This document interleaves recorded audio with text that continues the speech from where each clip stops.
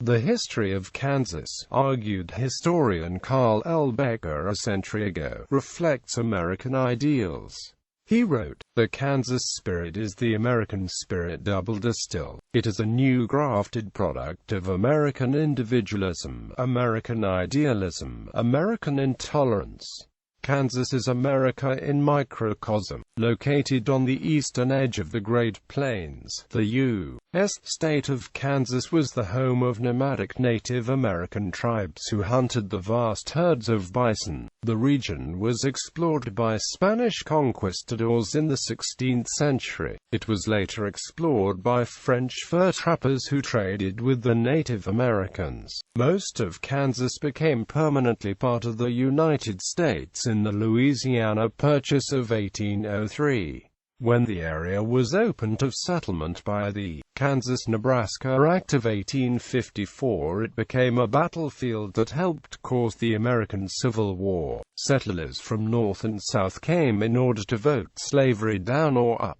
The Free State element prevailed. After the war, Kansas was home to frontier towns. The railroads were destinations for cattle drives from Texas. With the railroads came heavy immigration from the east, from Germany, as well as some freedmen called exodusters. Farmers first tried to replicate eastern patterns and grow corn and raise pigs, but they failed because of shortages of rainfall. The solution, as James Malone showed, was to switch to soft spring wheat and later to hard winter wheat. The wheat was exported to Europe, and was subject to wide variations in price. Many frustrated farmers joined the populist movement around 1890, but conservative townspeople finally prevailed politically. They supported the progressive movement down to about 1940. But isolationism in foreign affairs combined with prosperity for the farmers and townsfolk made the state a center of conservative support for the Republican Party since 1940.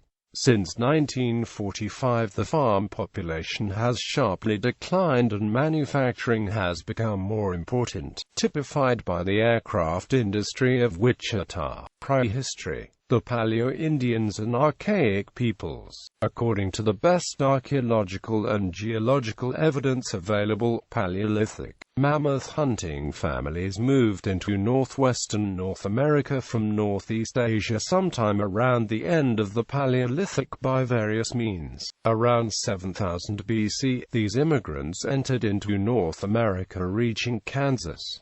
Once in Kansas, the indigenous ancestors never abandoned Kansas. They were later augmented by other indigenous peoples migrating from other parts of the continent. These bands of newcomers encountered mammoths, camels, ground sloths, and horses. The sophisticated big-game hunters did not keep a balance, resulting in the Pleistocene overkill. The rapid and systematic destruction of nearly all the species of large Ice Age mammals in North America by 8000 BC. The hunters who pursued the mammoths may have represented the first of North Great Plains cycles of boom and bust, relentlessly exploiting the resource until it has been depleted or destroyed. After the disappearance of big-game hunters, some archaic groups survived by becoming generalists rather than specialists, foraging in seasonal movements across the plains.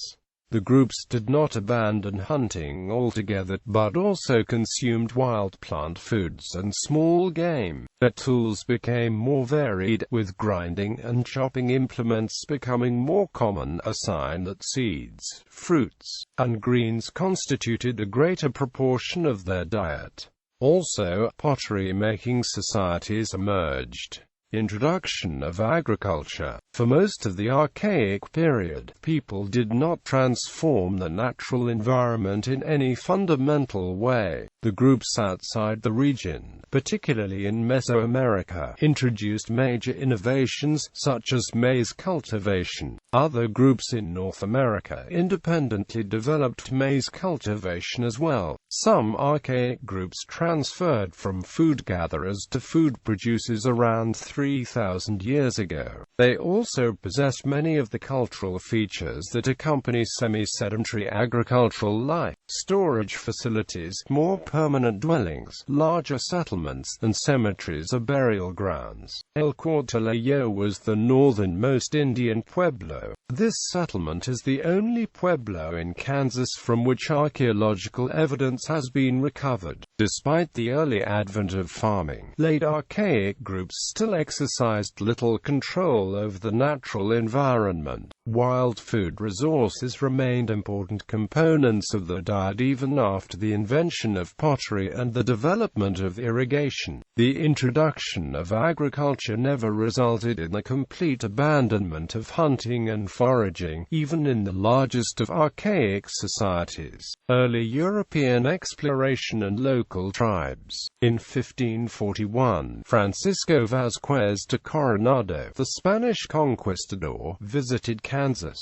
allegedly turning back near Coronado Heights in present-day Lindsborg, near the Great Bend of the Arkansas River. In a place he called Quivira, he met the ancestors of the Wichita people. Near the Smoky Hill River, he met the Harahe, who were probably the ancestors of the Pawnee. This was the first time that the Plains Indians had seen horses. Later, they acquired horses from the Spanish, and rapidly radically altered their lifestyle and range. Following this transformation, the Kansa and Osage Nation arrived in Kansas in the 17th century. By the end of the 18th century, these two tribes were dominant in the eastern part of the future state. The Kansa on the Kansas River to the north and the Osage on the Arkansas River to the south. At the same time, the Pawnee were dominant on the plains to the west and north of the Kansa and Osage nations. In regions home to massive herds of bison, Europeans visited the northern Pawnee in 1719. In 1720, the Spanish military's Villa Sur expedition was wiped out by Pawnee and Oto warriors near present-day Columbus, Nebraska, effectively ending Spanish expedition into the region. The French commander at Fort Orleans, Etienne de Bergmont, visited the Kansas River in 1724 and established a trading post there, near the main Kansas village at the mouth of the river. Around the same time, the Oto tribe of the Sioux also inhabited various areas around the northeast corner of Kansas. Louisiana Purchase. Apart from brief explorations, neither France nor Spain had any settlement or military or other activity in Kansas. In 1763, following the 7 Years' War in which Great Britain defeated France, Spain acquired the French claims west of the Mississippi River. It returned this territory to France in 1803, keeping title to about 7,500 square miles. In the Louisiana Purchase of 1803, the United States acquired all of the French claims west of the Mississippi River. The area of Kansas was unorganized territory. In 1819, the United States confirmed Spanish rights to the 7,500 square miles as part of the Adams-Onis Treaty with Spain. That area became part of Mexico, which also ignored it. After the Mexican-American War and the U.S. victory, the United States took over that part in 1848. The Lewis and Clark expedition left St. Louis on a mission to explore the Louisiana Purchase all the way to the Pacific Ocean. In 1804, Lewis and Clark camped for 3 days at the confluence of the Kansas and Missouri rivers in present-day Kansas City, Kansas. They met French fur traders and mapped the area. In 1806, Zebulon Pike passed through Kansas and labeled it the Great American Desert on his maps. This view of Kansas would help form U.S. policy for the next 40 years, prompting the government to set it aside as land reserved for Native American resettlement. After a brief period as part of Missouri Territory, Kansas returned to unorganized status in 1821. In 1821, The Santa Fe Trail was opened across Kansas's country's transportation route to the southwest, connecting Missouri with the well-established Santa Fe, New Mexico. Because of the burgeoning trade, the United States Army set up posts throughout the area. On May 8, 1827, Cantonment Leavenworth, or Fort Leavenworth, was built to protect travelers. A section of the Santa Fe Trail through Kansas was used by emigrants on the Oregon Trail, which opened in 1841. The westward trails served as vital commercial and military highways until the railroad took over this role in the 1860s. To travelers en route to Utah, California, or Oregon, Kansas was an essential way stop and outfitting location. Wagon Bed Spring was an important watering spot on the Cimarron cutoff of the Santa Fe Trail. Other important locations along the trail were the Point of Rocks and Pawnee Rock. 1820s–1840s, Indian Territory. Beginning in the 1820s, the area that would become Kansas was set aside as Indian Territory by the U.S. government, and was closed to settlement by whites. The government resettled to Indian Territory those Native American tribes based in eastern Kansas, principally the Kansa and Osage, opening land to move eastern tribes into the area. By treaty dated June 3, 1825, 20 million acres of land was ceded by the Kansa Nation to the United States, and the Kansa tribe was limited to a specific reservation in northeast Kansas. In the same month, the Osage Nation was limited to a reservation in southeast Kansas. The Missouri Shawano were the first Native Americans removed to the territory. By treaty made at St. Louis on November 7, 1825, the United States agreed to provide the Shawano tribe of Indians within the state of Missouri for themselves, and for those of the same nation now residing in Ohio who may hereafter immigrate to the west of the Mississippi, a tract of land equal to 50 miles square, situated west of the state of Missouri, and within the purchase lately made from the Osage. The Delaware came to Kansas from Ohio and other eastern areas by the Treaty of September 24, 1829. The treaty described the country in the fork of the Kansas and Missouri rivers, extending up the Kansas River to the Kansas line, and up the Missouri River to Camp Leavenworth, and thence by a line drawn westerly, leaving a space 10 miles wide, north of the Kansas boundary line for an outlet. Quote, after this point, the Indian Removal Act of 1830 expedited the process. By treaty dated August 30, 1831, the Ottawa ceded land to the United States and moved to a small reservation on the Kansas River and its branches. The treaty was ratified April 6, 1832.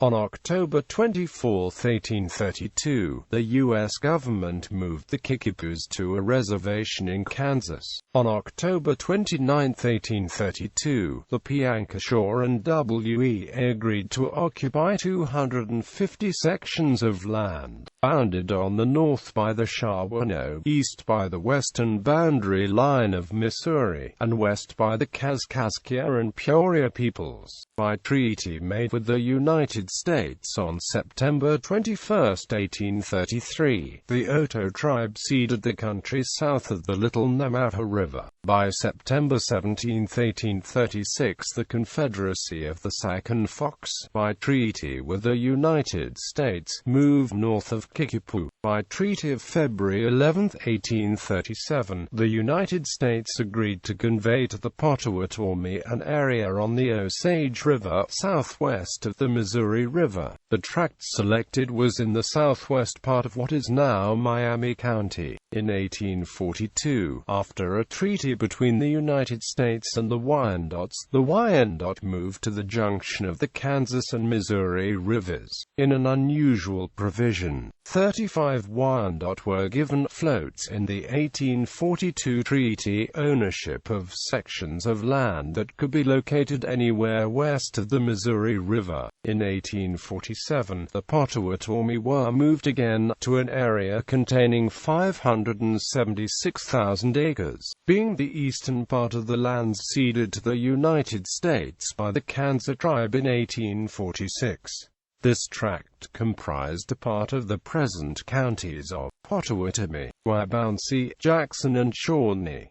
Early 1850s and the territory organization, despite the extensive plans that were made to settle Native Americans in Kansas. By 1850 white Americans were illegally squatting on the land and clamoring for the entire area to be opened for settlement, presaging events that were soon to come. Several U.S. Army forts, including Fort Riley, were soon established deep in Indian Territory to guard travelers on the various western trails. Although the Cheyenne and Arapahoes tribes were still negotiating with the United States for land in western Kansas, they signed a treaty on September 17, 1851. Momentum was already building to settle the land. Kansas-Nebraska Act. Congress began the process of creating Kansas Territory in 1852.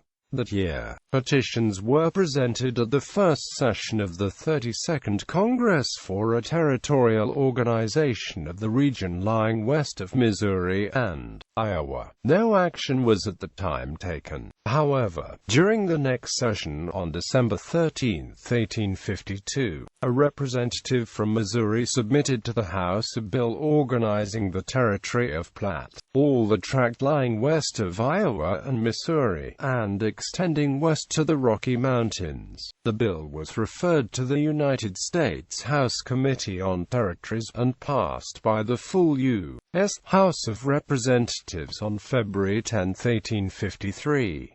However, Southern senators stalled the progression of the bill in the Senate, while the implications of the bill on slavery and the Missouri Compromise were debated. Heated debate over the bill and other competing proposals would continue for a year, before eventually resulting in the Kansas-Nebraska Act, which became law on May 30, 1854, establishing the Nebraska Territory and Kansas Territory, Native American territories ceded. Meanwhile, by the summer of 1853, it was clear that eastern Kansas would soon be open to American settlers. The Commissioner of the Bureau of Indian Affairs negotiated new treaties that would assign new reservations with annual federal subsidies for the Indians. Nearly all the tribes in the eastern part of the territory ceded the greater part of the lands prior to the passage of the Kansas Territorial Act in 1854, and were eventually moved south to the future state of Oklahoma. In the 3 months immediately preceding the passage of the bill, treaties were quietly made at Washington with the Delaware, Oto, Kickapoo, Kaskaskia, Shawnee, Sac, Fox and other tribes, whereby the greater part of eastern Kansas, lying within 100 or 200 miles of the Missouri border, was suddenly open to white settlement. On March 15, 1854, Oto and Missouri Indians ceded to the United States all the lands west of the Mississippi, except a small strip on the Big Blue River. On May 6 and May 10, 1854, the Shawnees ceded 6,100,000 acres, reserving only 200,000 acres for homes. Also in May 6, 1854, the Delaware ceded all the lands to the United States, except a reservation defined in the treaty. On May 17, the Iowa similarly ceded the lands, retaining only a small reservation. On May 18, 1854, the Kickapoo ceded the lands, except 150,000 acres in the western part of the territory. In 1854 lands were also ceded by the Kaskaskia, Peoria, Piankashaw and Wea and by the Sac and Fox. The final step in Americanizing the Indians was taking land from tribal control and assigning it to individual Indian households to buy and sell as European Americans would. For example, in 1854, the Chippewa inhabited 8,320 acres in Franklin County, but in 1859 the tract was transferred to individual Chippewa families. Kansas Territory. Upon the passage of the Kansas-Nebraska Act on May 30, 1854, the borders of Kansas Territory were set from the Missouri border to the summit of the Rocky Mountain Range. The southern boundary was the 37th parallel north. The northern was the 40th parallel north. North of the 40th parallel was Nebraska Territory. When Congress set the southern border of the Kansas Territory as the 37th parallel, it was thought that the Osage southern border was also the 37th parallel. The Cherokees immediately complained, saying that it was not the true boundary and that the border of Kansas should be moved north to accommodate the actual border of the Cherokee land. This became known as the Cherokee Strip controversy, an invitation to violence. The most controversial provision in the Kansas-Nebraska Act was the stipulation that settlers in Kansas Territory would vote on whether to allow slavery within its borders. This provision repealed the Missouri Compromise of 1820, which had prohibited slavery in any new states created north of latitude 36 degrees 30. Predictably, violence resulted between the Northerners and Southerners who rushed to settle there in order to control the vote. Within a few days after the passage of the act, hundreds of pro-slavery Missourians crossed into the adjacent territory, selected an area of land, and then united with other Missourians in a meeting of meetings, intending to establish a pro-slavery preemption upon the entire region. As early as June 10, 1854, the Missourians held a meeting at Salt Creek Valley, a trading post 3 miles west of Fort Leavenworth, at which a Squatters' Claim Association was organized. They said they were in favor of making Kansas a slave state, if it should require half the citizens of Missouri, musket in hand, to emigrate there, and even to sacrifice their lives in accomplishing this end. To counter this action, the Massachusetts Emigrant Aid Company quickly arranged to send anti-slavery settlers into Kansas in 1854 and 1855. The principal towns founded by the New Englanders were Topeka, Manhattan, and Lawrence. Several Free State men also came to Kansas Territory from Ohio, Iowa, Illinois, and other Midwestern states. Bleeding Kansas. Despite the proximity and opposite aims of the settlers, the lid was largely kept on the violence until the election of the Kansas Territorial Legislature on March 30, 1855. On the date, Missourians who had streamed across the border filled the ballot boxes in favor of pro-slavery candidates. As a result, pro-slavery candidates prevailed at every polling district except one, and the first official legislature was overwhelmingly composed of pro-slavery delegates. From 1855 to 1858, Kansas Territory experienced extensive violence and some open battles. This period, known as Bleeding Kansas, or the Border Wars, directly presaged the American Civil War. The major incidents of Bleeding Kansas include the Wakarusa War, the sacking of Lawrence, the Potawatomi Massacre, the Battle of Black Jack, the Battle of Osawatomie, and the Marais des Cygnes Massacre.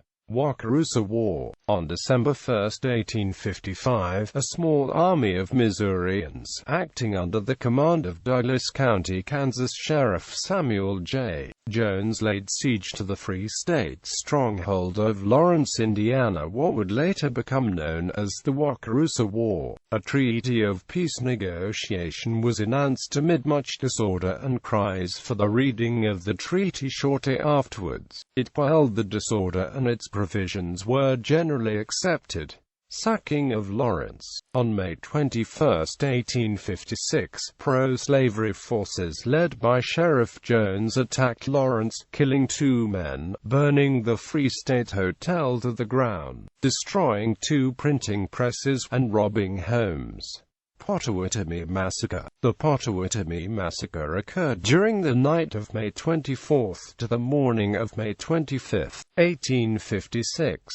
In what appears to be a reaction to the sacking of Lawrence, John Brown and a band of abolitionists killed 5 settlers, thought to be pro-slavery, north of Potawatomi Creek in Franklin County, Kansas. Brown later said that he had not participated in the killings during the Potawatomi Massacre, but that he did approve of them. He went into hiding after the killings, and 2 of his sons, John Jr. and Jason, were arrested. During the confinement, they were allegedly mistreated, which left John Jr. mentally scarred. On June 2, Brown led a successful attack on a band of Missourians led by Captain Henry Patay in the Battle of Black Jack. Patay and his men had entered Kansas to capture Brown and others. That autumn, Brown went back into hiding and engaged in other guerrilla warfare activities.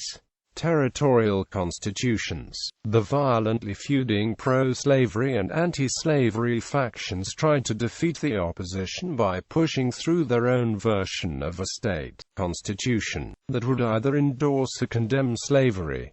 Congress had the final say. Topeka Constitution. The Topeka Constitution was adopted on November 11, 1855 in Topeka by delegates elected from across the Kansas Territory. This Free State document was in response to the fraudulent takeover of the territorial government by pro-slavery forces 7 months earlier. The Topeka Constitution's Bill of Rights proposed there shall be no slavery in this state. Quote, "It was ratified by the people of the territory on December 15, 1855 and presented in Congress in March 1856. It passed in the U.S. House of Representatives but was prevented from a vote in the Senate by pro-slavery Southern senators." Lecompton Constitution. The Lecompton Constitution was adopted by a convention convened by the official pro-slavery government on November 7, 1857. The Constitution would have allowed slavery in Kansas as drafted, but the slavery provision was put to a vote. After a series of votes on the provision and the Constitution were boycotted alternatively by pro-slavery settlers and Free State settlers, the Lecompton Constitution was eventually presented to the U.S. Congress for approval. In the end, because it was never clear if the Constitution represented the will of the people, it was rejected. Leavenworth Constitution. While the Lecompton Constitution was being debated, a new Free State legislature was elected and seated in Kansas Territory. The new legislature convened a new convention, which framed the Leavenworth Constitution. This constitution was the most radically progressive of the 4 proposed, outlawing slavery and providing a framework for women's rights.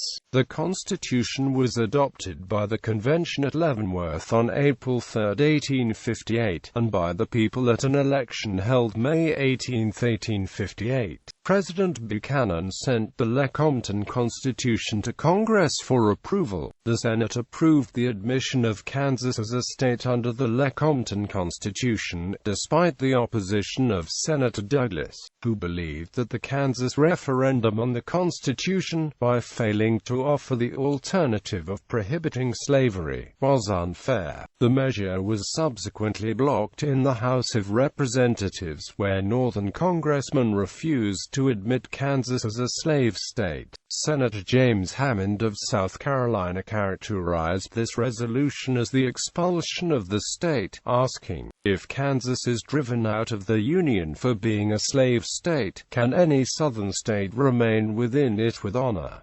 Wyandotte Constitution. Following the failure of the Lecompton and Leavenworth charters, a 4th constitution was drafted. The Wyandotte Constitution was adopted by the convention which framed it on July 29, 1859. It was adopted by the people at an election held October 4, 1859. It outlawed slavery but was far less progressive than the Leavenworth Constitution. Kansas was admitted into the Union as a free state under this constitution on January 29, 1861. End of hostilities. By the time the Wyandotte Constitution was framed in 1859, it was clear that the pro-slavery forces had lost in the bid to control Kansas. With this dawning realization and the departure of John Brown from the state, bleeding Kansas violence virtually ceased by 1859.